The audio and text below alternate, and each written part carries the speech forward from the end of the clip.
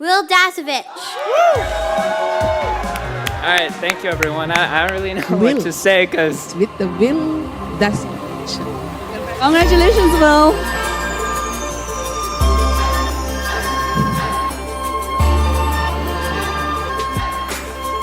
That's gold. What if I told you I have a crush on you? So are you ready to settle down? Have a family? Are you at that point? yeah.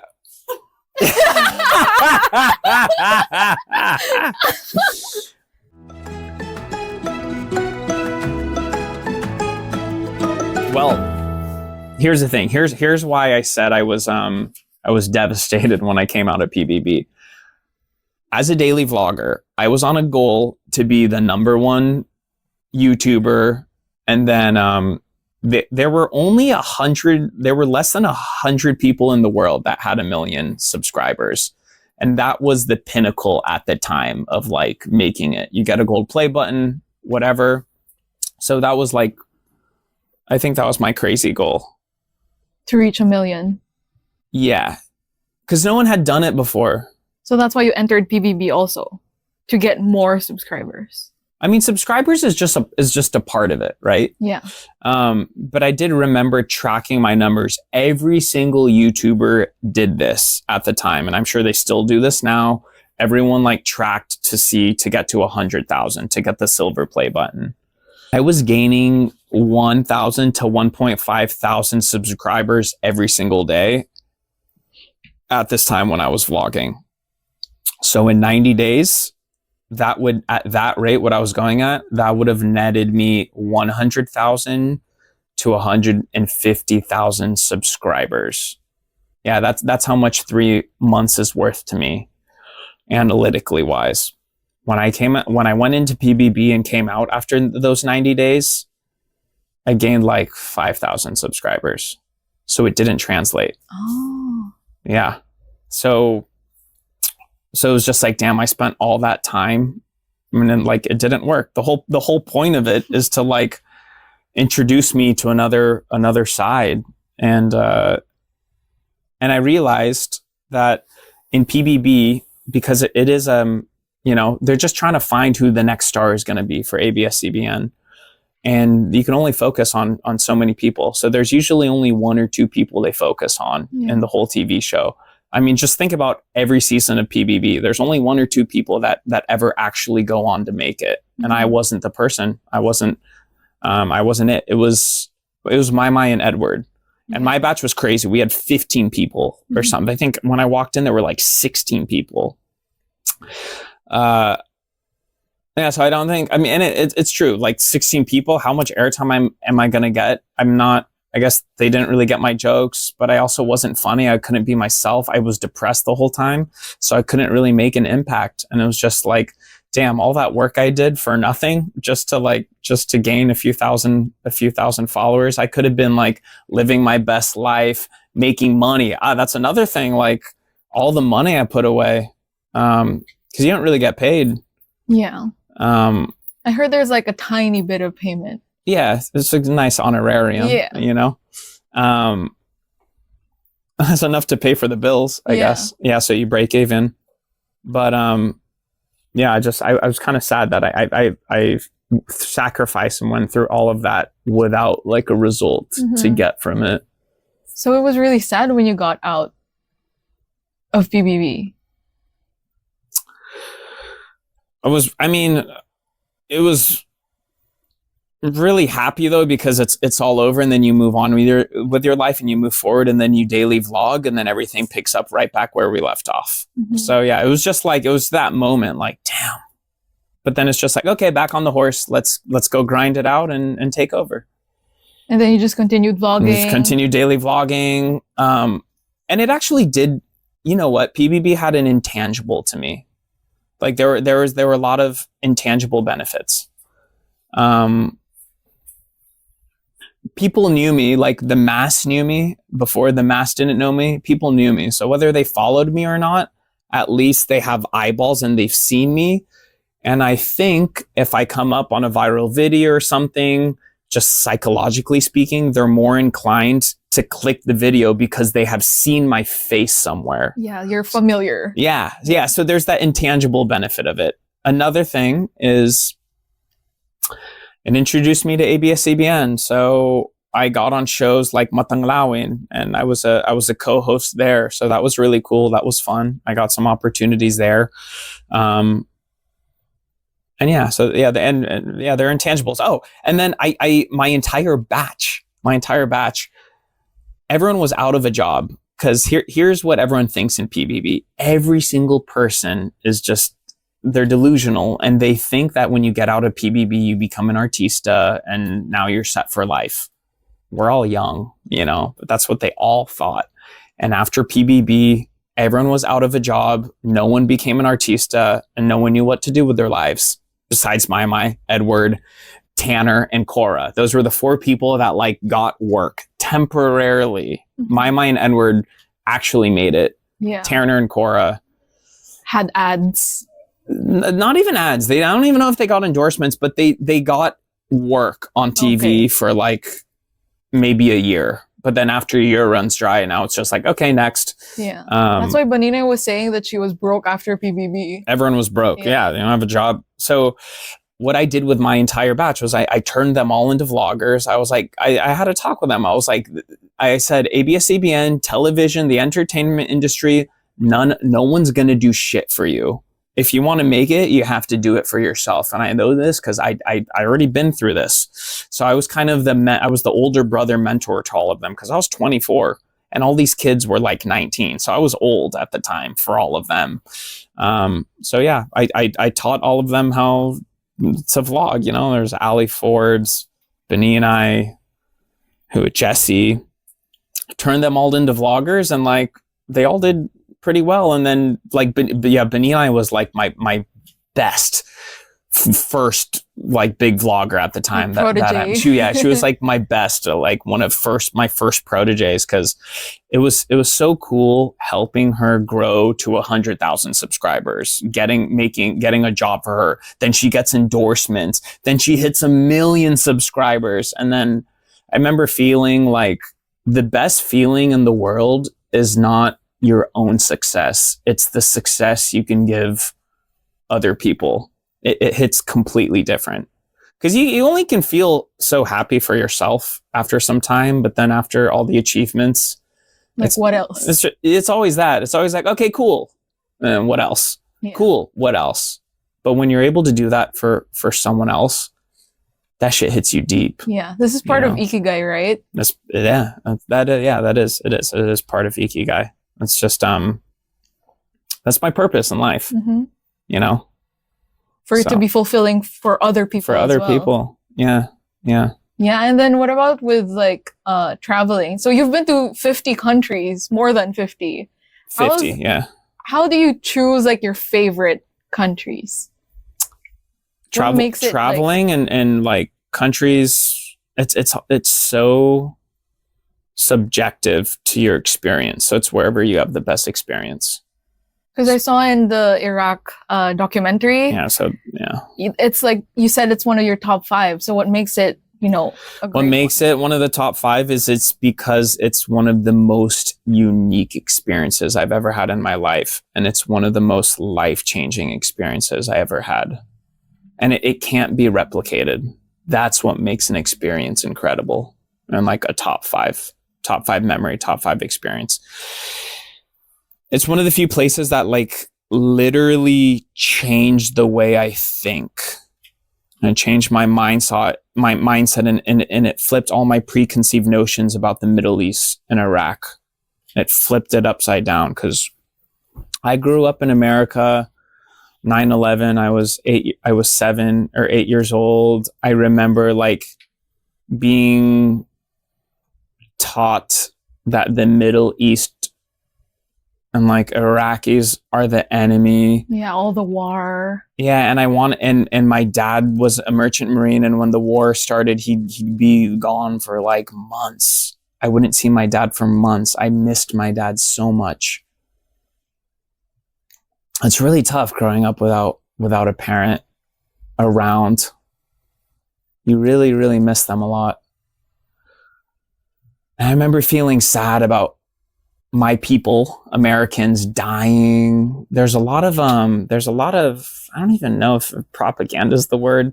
There's just a lot of patriotism at this time that they're pushing you. I wanted to be an I wanted to fly planes. That was my dream as a kid. A pilot? I wanted to be a pilot. And one of the things to get there is to join the Air Force. So I wanted to join the Air Force, and I wanted to drop bombs on Iraq and kill people. Oh my God. Okay. So that was your dude, that's how intense it is. Yeah. Because in my mind, as a patriotic American, if I fight for my country, that's the best thing you can do. You're like a hero. You're like a hero. It's so crazy to think about that. Yeah. And so as I age, I became a pacifist. I'm a hippie at the end of the day, you know? Like in college, I got into Buddhism, which is, it's not so much as a religion, but more as a philosophy. Okay. I really tried to be vegetarian. Mm-hmm. Like I just care about animals and humans, and I just want peace and I want happiness for everyone. I inherently I'm a Buddhist. I am. It's not attainable for me in the lifestyle that I live, but that's what I became later on. But thinking as a child that way is so crazy. And when I went to Iraq and I met the people, I realized they're just like you and me. My Iraqi friends were like my high school American friends. We have the same jokes. We have the same thoughts. We talk about girls. We talk about politics. Iraq is very modern and secular. It's, it's not what you think on the news. People think like terrorists and ISIS and all of that are like the Iraqi people, but that was just a small sect of it. And Iraq, like ISIS is the enemy of the Iraqi people. They were just like me and you. And then I started to really research and discover and uncover all the truths about history. And I realized we, the Americans, weren't the good guys. And I know this. I already know this, but I went so deep into it, and hearing the perspective of your friends, like when you're there on the ground, it just hits different. And like all the stuff that I thought about Iraq is just completely opposite. They're really just like us. They're like Filipinos. They're like Americans. There's no difference. A lot of them aren't even Muslim. Mm-hmm. Like they're really like me. You know what? I relate with my Iraqi friends more than I would relate to Americans from the South that are super American, you know? Same humor and like wavelength. Yes. Same humor, same wavelength, everything. Interesting. Yeah. And then is that why you travel also? Because you get to learn This is the whole purpose of traveling. Yeah. Traveling opens up your perspective on life. It makes you open-minded. It makes you non-judgmental. It makes you not hate anyone. It makes you really just relate to anyone. Because what you learn when you travel is that we all have our little differences, cultural differences, but that at the end of the day, we're all the same. Yeah. We laugh the same. We have similar humor. We all pretty much have the same sort of values in life, whether our religions are different, whether you're Christian, Muslim, Jewish, whatever. We all have the same goals for the most part. Yeah. You know, and we all just want to be good people and have fun and laugh and live in peace and stuff. And traveling makes you understand that we're all the same. And if everyone traveled, I feel like there would be less wars. There would be less like political arguments. People wouldn't be so judgmental, and people would just be so understanding of each other. Yeah, I completely agree. So when it comes to your hobbies, like how do you choose what you want to be passionate about? I do everything. Mm-hmm. Yeah, and that's my advice. It's just try as many things as possible. That'll lead you to the things that you love doing. So whenever there's a new activity, I always do it. I love trying new things, whether I end up hating it or liking it. I really enjoy the process of it and finding that out. So I just continue to do new things, and then whichever one like sticks gives me the most sense of fulfillment and fun. That's what I stick with. So like I've done a million activities, and one that sticks with me that I'll do for the rest of my life is free diving, because there's no other sport that makes you feel so present. It's like the opposite of being on your cell phone and thinking. It's the opposite of anxiety. It's just like harmony. It's tranquility. Number one, when I'm in the ocean, it's just like, that's where I'm at. I'm a hippie. Like I said earlier, I'm a nature boy. That's my happiness. I can completely live on an island and be away from social media and this whole world and be happy. I am happiest in nature. I'm a minimalist. I live in simplicity, and when I'm in the ocean, so it's really hard for me to meditate, or it's hard for me to, like, I guess, intentionally take the time to just sit down and meditate, because I have so much energy inside of me. My thoughts are crazy. It's so hard to sit still and do that. And it's so hard for me to calm the mind. But when I'm in the ocean, it's called the MDR, mammalian dive reflex. Your heart rate lowers. You're able to hold your breath longer. There's something with your blood vessels and cells and everything, but there's an actual thing that happens to your body where you become relaxed in the ocean. And then when you free dive, you have to slow everything down, and you have to have pretty much no thoughts but your breath. In order to survive. So when you're forced to survive, you have to be present. You can't think about your girlfriend. You can't think about your problems in life, politics, your bills, the drama. You can't think about anything. So you're forced to meditate. You don't have a choice. And when you get in that like deep meditation before you dive, it's the best feeling in the world. There's just nothing like it for you. It's like, for some people, it's white noise, right? That stops their mind. But for you, maybe that's not enough. You need to be like underwater. Yeah. There's no good. There is no bad. There is just existing. Wow, that's deep. And it's the most beautiful feeling ever. It's weird. It's not good, right? It's just existing. Yeah. And you just appreciate being alive in existence.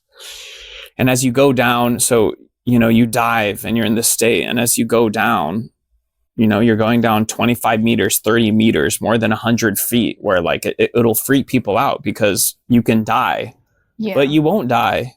Everything is okay. You will be healthy as long as you remain calm. And free diving teaches you to remain calm when you want to panic, when you want to gasp for air. You throw all these thoughts and panic and fear and anxiety, all the negativity, you throw it away and you find your peace. Yeah, and it's not easy to do. I've tried free diving also, but it takes time. I panic when I'm underwater. So it's like, even though I know I have air, but then I'm like, I need to get up so that, you learn. So, and that's what free diving is about. It's learning not to panic in these type of situations. And then this translates to real life. And this is why people who are anxious, they get obsessed with free diving, because it's where they find their peace. So when you're in the MRT and you're crowded and people are bumping you and whatever else, you might want to panic and freak out, and you're hot and you're sweaty and there's shit happening in your life. Like you can use what you learn in free diving, just like slowing the breath and finding that peace. Because once you find that peace, it's there. Someone who's never found that peace and learned how to be in control of their body doesn't know how to do this. And that's what free diving teaches you. It teaches you of like being able to control your breath. And everything starts with your breath. Once you can control your breath, your brain, your thoughts, your movements, everything follows. So for me, I think I'm very good when it comes to Emotional intelligence. Normal intelligence, maybe I'm an idiot. I'm not that smart. I'm just someone that likes to have fun, whatever. But emotional intelligence, I'm solid. Because you can't break me, you know, like in a relationship, for example. Relationships can be very tumultuous, especially if you aren't trained emotionally in how to react. People freak out, they'll yell, they'll curse. But again, like these skills come from free diving and other things. It can teach you if you're having a fight, not in just a relationship, with anyone, you won't like lash out and let your emotions get the best of you. You'll be able to like calm yourself, think logically, and then like explain yourself, diffuse a situation, and be able to move forward. Because a lot of people have trouble with being able to control their emotions, you know, and which really takes away from whatever point they're trying to get across, or which takes away from trying to come to a solution. Yeah. You know, all this chatter online and everything with people fighting. If people just free dived, they wouldn't be so crazy. I'm telling you, it's the truth. Probably, but not everyone would do that. But you said, Yeah. Speaking of relationships, Yeah. so are you ready to settle down, have a family? Are you at that point? Deep sigh. I think I'd have to be, yeah.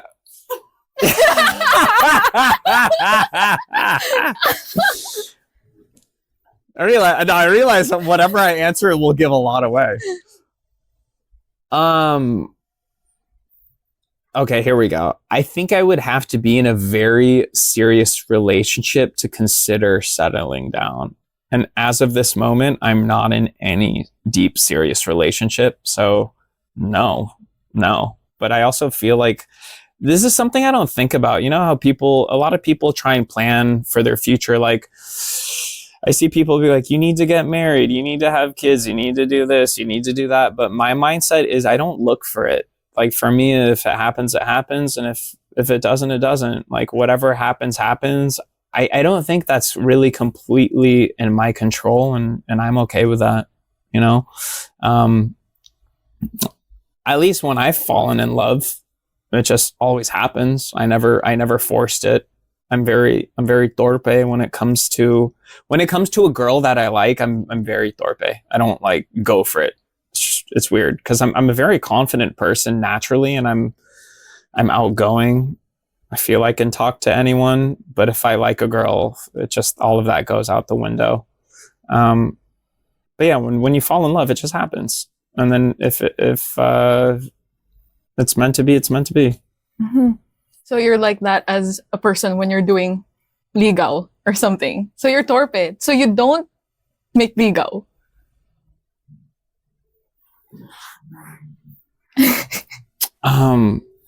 My process is I become friends with them. Yeah, that's how it always starts. I just hang out with them.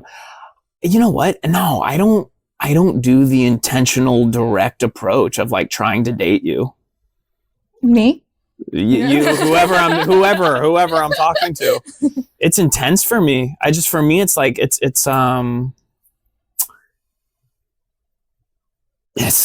just a huge emotional investment, and then it can make things weird. I just become friends with you, and then like after months of friendship, it may or may not develop, and that's all natural. I'm not going to force it because I'm a little scared, but two, like, yeah, I don't know. It just happens. It really just happens. I like it. I like it happening naturally. I've never like taken a girl on a date and just be like, hey, do you want to go on a date? I've never done that in my life. It's always we hang out and she's cute. I kind of like her. And then it builds. It really builds and builds and builds. And then after a few months, you realize you like each other. And then boom, it just happens. So again, horrible advice from my end. This is how I do it. It's just like my editing. It's like I film the whole story, and then like whatever kind of happens in the editing cave. It just forms. What if I told you I have a crush on you? I would say thank you. I'm really flattered. I'm flattered that I don't get compliments that much in real life. And I'm very easy to move. So like, thank you for these words of affirmation. That's what I would say to you. Yeah. Well, that's interesting that you don't get these many compliments. That's surprising. You know why? I did in the beginning. I think it's because people think I'm successful, so they don't need to compliment me. That's probably why. Yeah, it's because my friends think I'm successful, so you don't need to get complimented already. I used to get complimented a lot when I was starting out. Not anymore. I think also it's not very common for guys to get compliments. Maybe, yeah. I'm huge on words of affirmation, so I compliment people all the time. Mm-hmm. My friends, strangers. Yeah, like this guy walked up to Nina. And I was like, oh, dude, God, bro. I don't know what I said. He was some French guy. I was like, dude, you have really beautiful eyes. I told him that, because I'm totally comfortable saying that. It's not gay or anything. Yeah. It's just like, dude, the guy was rocking eyes. Like, let's go. And he had a good outfit. And I say that I compliment people all the time. I also think it's culture. Maybe it's an American thing. Probably. And in America, we will just compliment and stuff. Also, you know what? I just realized it's Asian culture. Asian culture, you don't really compliment each other that much. Well, girls do it a lot with other girls. Sure. But Sure. maybe not like, guy to guy, because maybe that's why they thought you were gay, because you were probably doing that inside PBB or something. No, that wasn't not that. that. Actually, if you want to get into the story, see, the thing, it's so hard to talk about. You know what? It's so. The thing is, everyone's married, so you can't. Shavina's laughing. You can't dig up the past because everyone's married. So like. Yeah, there was a girl at the time in PBB that whatever, like, I guess we kind of had some sort of connection, but yeah, I'll just end it there. It didn't work out. There's no way to talk. Yeah, Okay. I just can't. I can't, because again, people are married and you can't it's tough to talk about that. Yeah. So what about your goals now? So, personal goals. What do you plan to do now with your life? It's so interesting. Everyone's like, what do you want for the future and this and that? And I am so happy and fulfilled.